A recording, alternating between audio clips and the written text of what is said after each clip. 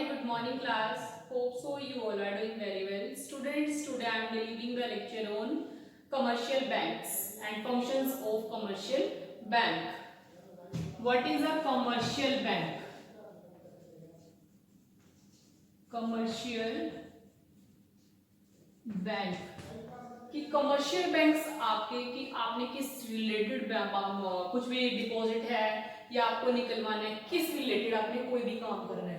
Commercial bank means कि आपने जो भी अपना काम करना है वो किससे रिलेटेड, बिजनेस रिलेटेड, आपकी पर्सनल नीड्स के अकॉर्डिंग जितना भी आपका ऑल ओवर बैंक से रिलेटेड काम होता है वो किस में आता है, आपके कमर्शियल बैंक्स में.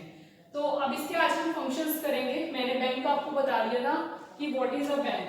आज हम करेंगे फंक्शंस. फंक्शंस क्या है आपके बैंक्स के. फर्स्ट है प्राइमरी,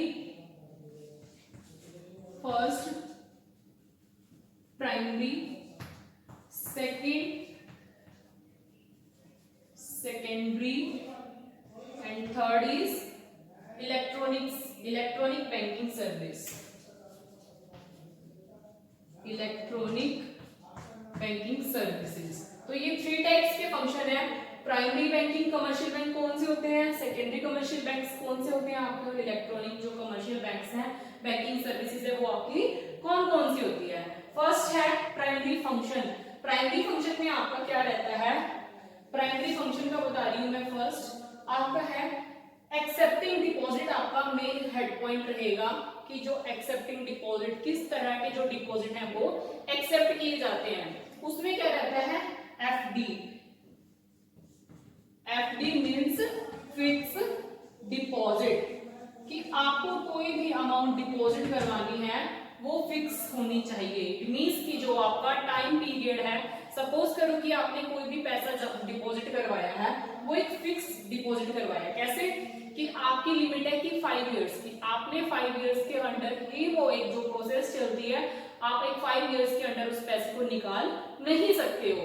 तो उसके आपको मतलब कि जो आपने पैसा डिपॉजिट करवाया है उसके बदले आपको क्या देगी, जो बैंक्स होंगे वो आपको इंटरेस्ट देंगे उसके बदले. सपोज करो आपने 5 लाख डिपॉजिट करवाया. 5 लाख एक 5 इयर्स के आपने लिए, आपने डिपॉजिट करवा दिया है. तो बैंक्स क्या करेंगे, जिस भी बैंक में करोगे आप डिपॉजिट, उस बैंक रेट के अकॉर्डिंग आपको इंटरेस्ट मिलेगा. सपोज करो कि जो एफडी के ऊपर 5 लाख आपने डिपॉजिट करवाया है, 5 लाख पे 5% आपको इंटरेस्ट मिल रहा है. तो 5 लाख का 5% आपको 1 ईयर का 5% मिल रहा है. तो 5 लाख का 5% कैलकुलेट करके आपका जितना आपका इंटरेस्ट होगा वो 1 ईयर के अंडर मिलेगा. 1 ईयर का सपोज करो आपका 2500 आपको मिल रहा है पूरे साल का. तो 20 अब एफडी कितने साल की है आपकी, 5 साल की है. तो 2500 को 5 से मल्टीप्लाई करोगे तो क्या आ जाएगा आपका 1,25,000. जो आपने 5 लाख डिपॉजिट करवाए थे वो तो आपको मिलेंगे ही, साथ में जो आपका इंटरेस्ट 1,25,000 में बना है वो टोटल ऐड होके आपको पैसा मिल जाएगा. 5 लाख प्लस में 1,25,000, 6,25,000 जो ये आपकी एफडी की अमाउंट होगी. कब होगी, आफ्टर 5 इयर्स, 5 साल के बाद. सेकंड है करंट अकाउंट. करंट अकाउंट आपका कौन सा होता है कि जो आप अपना पैसा डिपॉजिट करवा रहे हो बैंक में, लेकिन आप क्या कर रहे हो करंट में, मतलब कि आप कभी डिपॉजिट करवाते हो कभी विथड्रॉ नहीं करवा रहे हो. मतलब वो आपके अकॉर्डिंग, उसमें कोई टाइम पीरियड नहीं होता, कोई लिमिट नहीं होती. तो ये क्या रहते हैं करंट अकाउंट में, आप अपनी मर्जी से पैसा डिपॉजिट भी करवा सकते हो और अपनी मर्जी से निकलवा भी सकते हो. लेकिन इंटरेस्ट रेट इसमें भी देगी गवर्नमेंट. वो एक डिपेंड करेगा कि कितनी अमाउंट आपकी कब है और उस अमाउंट के अकॉर्डिंग आपका कितना इंटरेस्ट कैलकुलेट होगा. ये इसमें फिक्स नहीं रहता. थर्ड क्या है आपका saving deposit account. Saving deposit account. Saving deposit it means कि जो आप अपना इनकम अर्न कर रहे हो और आप अपना कितना सेव कर रहे हो, उस अलग से आपने एक अकाउंट बनाया हुआ है सेविंग डिपॉजिट अकाउंट, कि आपने कितनी सेविंग की है विद इन 5 इयर्स या विद इन 1 ईयर आपने कितनी सेविंग्स की है, तो वो किस में होगा आपका सेविंग डिपॉजिट अकाउंट में. नेक्स्ट क्या है recurring deposit amount. Recurring deposit account. Recurring deposit account क्या होता है कि जो एक ऐसे टाइप जो डिपॉजिटर डिपॉजिट करवा रहा है वो एक फिक्स अमाउंट से मतलब कि फिक्स पीरियड के लिए। तो इसमें क्या होता है कि जो लिमिट होती है वो ज्यादा, नंबर ऑफ ईयर्स ज्यादा होते हैं, लेकिन जो रेकरिंग डिपॉजिट होती है इसमें नंबर ऑफ ईयर्स 1 भी हो सकता है, 2 भी हो सकता है। वो एक आपकी लिमिट होती है कि आपने कितने साल के लिए अपना पैसा डिपॉजिट करवाना है, तो वो किसमें होता है, आपका रेकरिंग डिपॉजिट अकाउंट में। नेक्स्ट है multi optional deposit account. Multi option deposit account. Multi option it means कि आपके पास कई सारे ऑप्शन रहते हैं कि आपने फिक्स में करवाना है, करंट में करवाना है, कितना पैसा करवाना है, कितने अमाउंट के लिए, कितने साल के लिए करवाना है। तो इसमें काफी सारे ऑप्शन मिल जाते हैं, ये मल्टीपल मतलब, लेकिन सब में जो बैंक इंटरेस्ट रेट होती है वो सब में मिलती ही मिलती है। किस बैंक में आपकी सेविंग है, किस में आपकी एफडी है, किस में आपकी रेकरिंग डिपॉजिट है, इसके बैंक रेट के अकॉर्डिंग आपको उसका इंटरेस्ट मिल जाता है। नेक्स्ट है इसमें एडवांसिंग लोन। एडवांसिंग लोन में क्या होती है, फर्स्ट क्या था आपका एक्सेप्टिंग डिपॉजिट। इसमें प्राइमरी में क्या था, first main accepting deposit. Accepting deposit के अंडर आपके ये थे। अब सेकंड क्या है आपका एडवांसिंग लोन्स। एडवांसिंग लोन्स, इस एडवांसिंग लोन्स के अंडर आपके क्या आते हैं, फर्स्ट है cash credit. Cash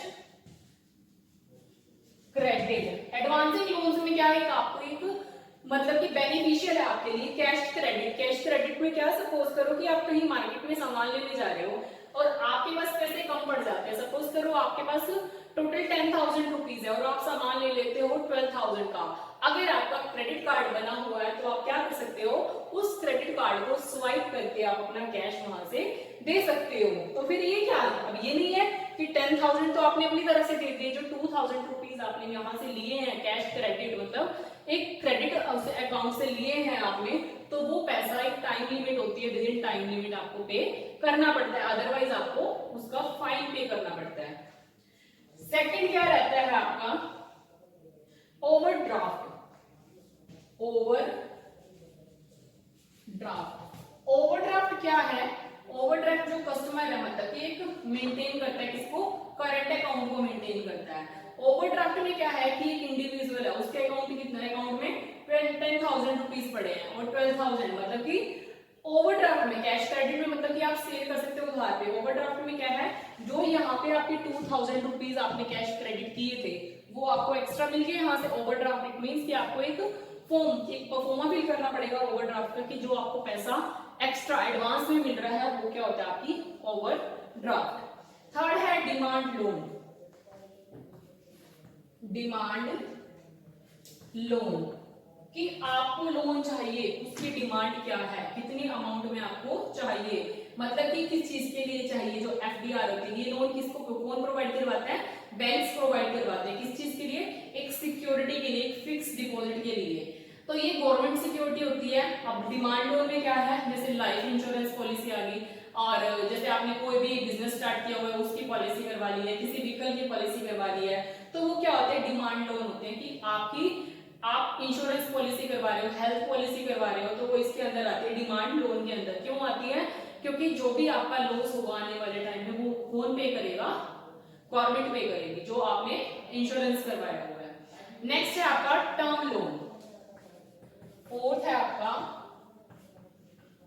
term loan. Term loan क्या होता है कि टर्म के अकॉर्डिंग एक कंडीशंस होती हैं इसमें, कि जो कस्टमर है फिक्स डिपॉजिट करवा रहे हैं कि वो क्या परचेज कर रहे हैं, मतलब पेमेंट किसके थ्रू, जो टर्म लोन है एक टर्म से क्लियर हो रहा है कि एक टर्म्स में पैसा दे रहे हैं, इंस्टॉलमेंट बोल देते हैं जिसको, कि जो पैसा दे रहे हैं वो एक इंस्टॉलमेंट पे पेमेंट करनी है। सपोज करो आपने कोई मशीनरी ली, ट्रक लिया, कुछ भी व्हीकल लिया, एनीथिंग एल्स, तो आप एक साथ पेमेंट नहीं कर रहे हो, आप क्या कर रहे हो, टर्म में एक इंस्टॉलमेंट में उसकी पेमेंट कर रहे हो। तो इस टाइप के लोन आपको एडवांस लोन मिल जाते हैं। नेक्स्ट है discounting of bill of exchange. Fifth क्या है, डिस्काउंट। अब आपने क्या किया, कोई भी परचेज की चीज, कोई भी एसेट्स परचेज की है, आपने पूरी पेमेंट ना करके कुछ, सपोज करो आपका टोटल बन रहा था आपका 16,000 का और आपने पेमेंट दी है 15,000 की, जो 1,000 का डिस्काउंट हुआ है वो किसने दे दिया आपको, कस्टमर को, उसने शॉपकीपर ने। तो ये क्या है आपके डिस्काउंट की एडवांस से आपको क्या मिल गया, लोन मिल गया। नेक्स्ट है आपके सेकेंडरी फंक्शन। फर्स्ट प्राइमरी में आपके क्या आ गए, एक्सेप्टिंग डिपॉजिट, कौन कौन से हमारे डिपॉजिट्स होते हैं और एडवांसिंग लोन्स हमारे कौन कौन से हैं। सेकेंडरी फंक्शंस में क्या है आपकी एजेंसी फंक्शन।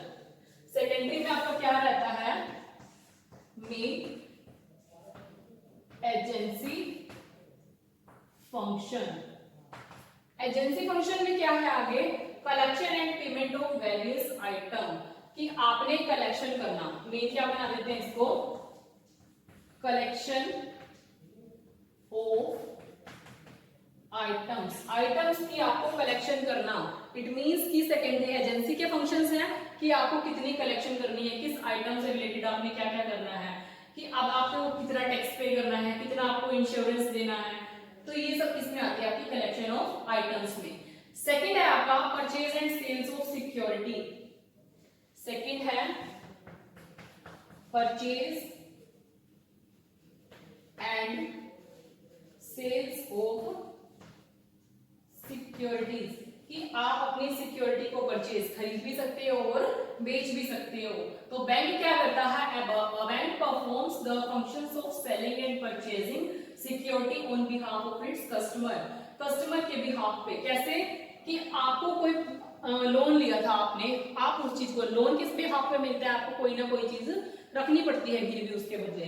तो आप क्या कर सकते हो, अगर आप उस लोन की पेमेंट नहीं पे कर पा रहे हो तो बैंक को इतना राइट होता है कि वो उसको परचेज भी कर सकता है और सेल भी कर सकता है। नेक्स्ट है ट्रस्टी एंड एग्जीक्यूटर। ट्रस्टी कौन होते हैं, जो डोनेशन करते हैं, and executor as per the instructions of their customer, customer की इंस्ट्रक्शंस के अकॉर्डिंग, कि बैंक क्या करता है, अलग अलग ट्रस्टी के फंक्शंस को फॉलो करता है, कि कितनी आपकी एसेट्स हैं, कितनी आपने ट्रस्टी को देनी है। वो डिपेंड किसके ऊपर पड़ेगा, कि आपके एजेंसी के क्या क्या रूल्स एंड रेगुलेशंस हैं। नेक्स्ट है रेमिटेंस ऑफ मनी, कि मनी को भेजना, कि सपोज करो कि आपने कहीं से कोई सामान मंगवाया है, तो वो क्या एजेंसी के फंक्शंस के अकॉर्डिंग, सपोज करो कोई आपने सामान मंगवाया है कहीं बाहर से, सपोज करो यूएसए से सामान मंगवाया है इंडिया में, तो आप पोस्ट ऑफिस के जो आपका वे ऑफ वो होगा सेंडिंग वे से, जो आपने जिस भी थ्रू से भेजना है, पोस्ट ऑफिस से भेजना है, तो आप क्या करोगे, पोस्ट ऑफिस के रूल्स रेगुलेशंस को फॉलो करोगे, जहां की वो रेट होगी उस रेट के अकॉर्डिंग आपको पेमेंट करनी पड़ेगी। तो नेक्स्ट क्या है आपका रेमिटेंस ऑफ मनी, की मनी को कैसे इधर से उधर ट्रांसफर किया जाता है। Next purchase and sales of foreign exchange. अब आप क्या कर सकते हो, फॉरेन एक्सचेंज मतलब कि फॉरेन से आपने सामान मंगवाना है या फिर सामान भेजना है, आप उसको परचेज भी कर सकते हो और सेल भी कर सकते हो। नेक्स्ट है लेटर ऑफ रेफरेंस। जो बैंक है, बैंक क्या प्रोवाइड करवाता है, डिफरेंट टाइप्स की इंफॉर्मेशन प्रोवाइड करवाता है। लेटर ऑफ रेफरेंस में क्या, इट मींस कि जो आप खुद से बैंक में ना जाके आप किसी के थ्रू वो लेटर दे रहे हो, तो वो लेटर में क्या होगा, जो आपका नाम होगा वो भी होगा, कस्टमर नेम होगा, कस्टमर की आईडी होगी, कस्टमर की कितनी ट्रांजैक्शंस हुई है, मतलब कि कस्टमर का आईएफएससी कोड क्या है, ये सब क्या होती है लेटर ऑफ रेफरेंस। एक रेफरेंस दिया जाता है उस लेटर में, तो ये किसमें आते हैं, आपके एजेंसी के फंक्शंस में। सिक्स्थ है आपका बैंक ड्राफ्ट। बैंक ड्राफ्ट क्या होती है, कि आपको कुछ अमाउंट दी गई है, वो एक परफॉर्मा होता है जो आपको बैंक में जाकर फिल करना होता है। बैंक ड्राफ्ट की बैंक का हमारे पास प्रूफ होता है कि हमने इतनी अमाउंट इतने पैसे से जमा की है और या फिर निकलवाई है, तो बैंक ड्राफ्ट होना बहुत जरूरी है। नेक्स्ट है आपकी features of a bank draft. Features क्या रहती है बैंक ड्राफ्ट की, फर्स्ट है through bank draft money can be remitted from one place to another. Bank draft क्यों इंपॉर्टेंट है, क्यों एक फीचर्स है इनकी, क्योंकि जो बैंक ड्राफ्ट होता है इसके थ्रू हम अपनी मनी कहीं से one place to another place send भी कर सकते हैं और हम मंगवा भी सकते हैं उसको। नेक्स्ट है the issuing bank charges some commission for it. जो भी बैंक के चार्जेस हैं, जो ओवरड्राफ्ट आपसे, जो बैंक ड्राफ्ट है ये आप क्या कर रहे हो, फिल कर रहे हो, तो बैंक के चार्जेस हैं जो वो बैंक क्या करेगा, उसको चार्ज करेगा। Second next third is it is less risky. Less risky क्यों है, क्योंकि बैंक ड्राफ्ट क्या है, एक परफॉर्मा मिल जाता है हमारे पास, एक रिटर्न प्रूफ आ जाता है कि आपने ये डिटेल फिल की थी, हमने इस डिटेल के अकॉर्डिंग आपको सेंड कर दी है मनी या फिर निकलवाई है, तो ये एक परफॉर्मा रिटर्न प्रूफ है, तो ये बैंक ड्राफ्ट जो इसकी एक फीचर बन गई है। नेक्स्ट है इसमें बैंकर्स चेक और पे ड्राफ्ट, जो बैंकर्स चेक और पे ड्राफ्ट होते हैं, ये एक बैंक ड्राफ्ट की तरह ही होते हैं। हमें इसमें पे करना पड़ता है कि बैंकर्स ने जो चेक दिया वो कितने अमाउंट में दिया और पे कितना किया। तो ये आपके बहुत इंपॉर्टेंट टॉपिक हैं। फीचर्स क्या रहती है बैंकर्स चेक और पे ऑर्डर की? It is almost like a bank draft. ये किसकी तरह होता है? कि बैंक ड्राफ्ट की तरह होता है और it is payable with in the town. ये अपनी सिटी में ही मिलता है, कहीं बाहर वाला ये एप्लीकेबल नहीं होगा। थर्ड है the issuing bank charges commission on it, और बैंक क्या चार्ज करता है? उससे कमीशन चार्ज करता है। नेक्स्ट है it has no risk of being dishonoured. अगर चेक डिसऑनर्ड भी हो जाता है तो वो रिस्क नहीं रहता, क्योंकि उसके पास एक रिटर्न प्रूफ होता है। नेक्स्ट है आपका B general utility service. First क्या था? Agency function. General utility services में क्या आएगी? फर्स्ट में लोकर फैसिलिटी। सपोज करो कि घर में आपके पास बहुत गोल्ड है, बहुत पैसा है, बहुत ज्यादा सिल्वर है, तो आप क्या करोगे? एक सेफ रहने के लिए अपने आप को आप बैंक में जाकर अपना लोकर नंबर लोगे, लोकर नंबर आप ओपन करवाओगे, वो तो बैंक क्या करेगा? उसके बदले कुछ चार्जेस लेगा। तो ये किस में आते हैं? जनरल यूटिलिटी सर्विस जो बैंक प्रोवाइड करवाता है। सेकंड है travellers cheque and later of credit, कि अगर आपने कहीं ट्रैवलिंग करनी है तो आपके पास ट्रैवलर का चेक, मतलब कि कितने अमाउंट में आपने पेमेंट की है, वो आपके पास चेक होगा, एक रिटर्न प्रूफ होगा, और कितने आपने क्रेडिट का लेटर, कितना आपने उधार लिया था, वो सब आपके पास क्या होना चाहिए? रिटर्न प्रूफ होना चाहिए। थर्ड है बिजनेस इंफॉर्मेशन एंड स्टैटिस्टिक्स, की बिजनेस से रिलेटेड जितनी भी इंफॉर्मेशन होती है, जितना आपका डाटा है, कितनी अमाउंट में आपने पैसा डिपॉजिट करवाया और कितनी अमाउंट में आपने पैसा निकलवाया, तो ये सब जनरल यूटिलिटी सर्विसेज में आ जाती है, जो आपकी रिटर्न प्रूफ होती है। नेक्स्ट थर्ड इज आपका इलेक्ट्रॉनिक बैंकिंग। इलेक्ट्रॉनिक बैंकिंग आपकी क्या चीज है? इलेक्ट्रॉनिक बैंकिंग में फर्स्ट क्या है? EFT। EFT it means electronic में EFT। जो EFT है इसका मीनिंग क्या है? इलेक्ट्रॉनिक फंड ट्रांसफर, कि आपको कोई भी पैसा ट्रांसफर करना है वो इलेक्ट्रॉनिकली कैसे होगा ट्रांसफर? तो फर्स्ट क्या है? Direct credit. डायरेक्ट क्रेडिट में क्या है कि आप डायरेक्ट आप दूसरों को भेज सकते हो। सपोज करो कि कोई भी आपके डिविडेंड है, इंटरेस्ट है, इंटरेस्ट ऑन डिविडेंड है, कैपिटल है, शेयर्स हैं, जितने भी ऑलमोस्ट आपके डिवेंचर्स वगैरह है, कमीशन वगैरह है, हम उसको डायरेक्टली ट्रांसफर कर सकते हैं। डायरेक्टली डेबिट भी कर सकते हैं। जो डायरेक्टली क्रेडिट, क्रेडिट मतलब कि आपने क्या करना है? पैसा, मतलब आपके पास आ रहा है, कहां से आएगा? शेयर्स का पैसा कहां से आ रहा है, इंटरेस्ट कहां से मिल रहा है, ये सब आपके इलेक्ट्रॉनिकली ट्रांसफर हो रहे हैं। डायरेक्टली डेबिटेड मींस कि आपने किसको कितना पैसा देना है, आप उसके अकाउंट में ट्रांसफर कर सकते हो। तो ये सब चीजें क्या हो जाती है? आपकी इलेक्ट्रॉनिक फंड ट्रांसफर के थ्रू शेयर हो जाती है। सेकंड है ATM। ATM क्या होता है? सभी को पता होगा, ATM आप यूज करते होंगे। ATM क्या होता है? ऑटोमेटिक टेलर मशीन, जो आपकी ये 24 आवर्स वर्क करती है। आपको इमरजेंसी में कहीं भी पैसे की नीड पड़ती है, अगर आपके पास ATM कार्ड है तो आप उस पेमेंट को, आप अगर अपनी पेमेंट जितना भी आपने पैसा निकलवाना है उसको निकलवा सकते हो। ये एक इलेक्ट्रॉनिकली है, EFT electronic fund transfer. Second ATM automated teller machine, की आपने पैसा निकलवाना है विद इन 24 आवर्स, आपके लिए हमेशा एप्लीकेबल है। थर्ड क्या है आपका? Debit card. डेबिट कार्ड होना चाहिए आपके पास। डेबिट कार्ड होगा तभी आपका ATM स्टार्ट होगा। डेबिट कार्ड ही नहीं होगा तो आप ATM की सर्विस को नहीं यूज कर सकते। क्रेडिट कार्ड में क्या है? क्रेडिट कार्ड में भी आपको एक मशीन होती है, उसमें स्वाइप करना होता है। अगर आपको पैसा, एक इमरजेंसी पैसा चाहिए, तो आप एक लिमिट के अकॉर्डिंग उस पे पैसा निकलवा सकते हो, जो आपको बैंक सर्विस प्रोवाइड करवाएगा। और वो लेकिन विद इन टाइम, जो एक टाइम लिमिट होती है कि जो पैसा आपने उधार लिया तो वो आपको पे करना पड़ेगा। Fifth is tele banking. Tele banking में क्या है? जितनी भी आपकी कोई भी ट्रांजेक्शन हो रही है वो किससे रिलेटेड होनी चाहिए? टेलीफोन से। इट मींस कि आपने कोई नेट बैंकिंग ली हुई है तो आप क्या करोगे? अपने फोन पे, मोबाइल फोन पे उसको क्या कर सकते हो? देख सकते हो, जो आपको बैंक में जाने की जरूरत नहीं पड़ती। Next sixth is CBS centralised banking solution, मतलब कोर बैंकिंग। कोर बैंकिंग क्या होती है कि एक CBS की जो कस्टमर ब्रांच का नेम होगा उसमें प्रॉपर, कि ब्रांच में किस तरह के काम हो रहे हैं। CBS कस्टमर मतलब कि सेंट्रलाइज्ड जो बैंकिंग सॉल्यूशन है उसमें एक प्रॉपर ID होना जरूरी है। अगर ID नहीं होगी तो आपका CBS मतलब कि जो कोर बैंकिंग है वो आपकी हेल्प नहीं कर पाएगी। तो कुछ फैसिलिटीज होती है CBS की, क्या है? Cash withdrawal facility from any of the CBS branches. जो कैश निकाला जाएगा वो किससे निकाला जाएगा? किसी भी CBS बैंक से, किसी भी CBS ब्रांचेस से। Means centralised banking. Central bank हमारा कौन सा है? RBI से। कुछ भी निकलवाना है तो वो RBI की जितनी भी ब्रांचेस होगी वहां से आप पैसा निकलवा सकते हो। सेकंड है instant transfer of funds between the accounts across the country under CBS branches, कि जो आपने जितने भी ट्रांसफर करने हैं फंड वो अकाउंट और कंट्री के बीच में, जितने भी कितने अकाउंट्स के बीच में आपने ट्रांजैक्शंस करनी है, किस कंट्री के साथ आपने रिलेशन करना है, किस कंट्री में आपने भेजना है, ये सब आपकी क्या होती है सीबीएस में चेक होती है। Third is passbook can be updated across the branches. जो पासबुक है आपकी वो सीबीएस सेंट्रलाइज्ड बैंक के अकॉर्डिंग क्या होनी चाहिए, आपकी न्यू होनी चाहिए, ठीक है।